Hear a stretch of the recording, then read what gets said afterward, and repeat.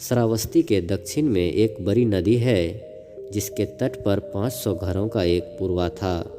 लोगों के उद्धार का विचार कर विश्व प्रतिष्ठित बुद्ध ने उस गांव में जाकर धर्म का उपदेश देने का निश्चय किया। नदी के किनारे आकर वह एक पेड़ के नीचे बैठ गए और उनके व्यक्तित्व की दिव्याभा देखकर गांव वाले श्रद्धा से उनके पास आए।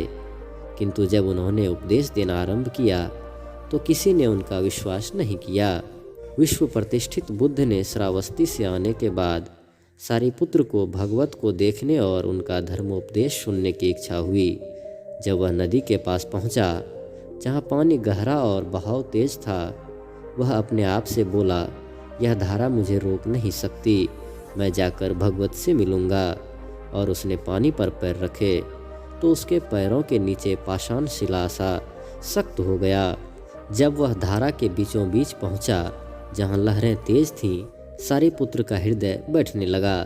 किंतु अपने विश्वास को जगाकर और मानसिक प्रयासों को पुनर्जीवित कर वह पहले की तरह चलता रहा और दूसरे किनारे जा पहुंचा।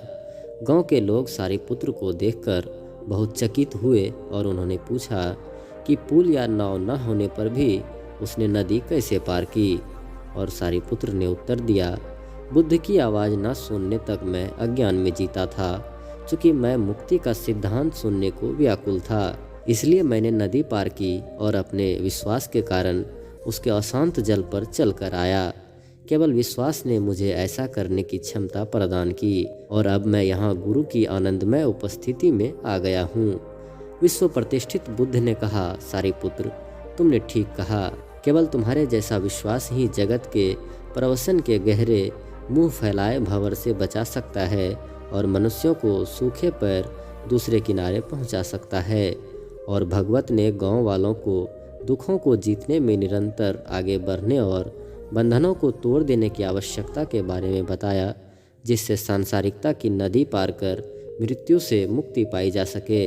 तथागत के शब्द सुनकर गांव वाले खुशी से भर गए और भगवत के धर्म पर विश्वास कर उन्होंने 5 नियमों को आत्मसात किया और उनके नाम में शरण ली।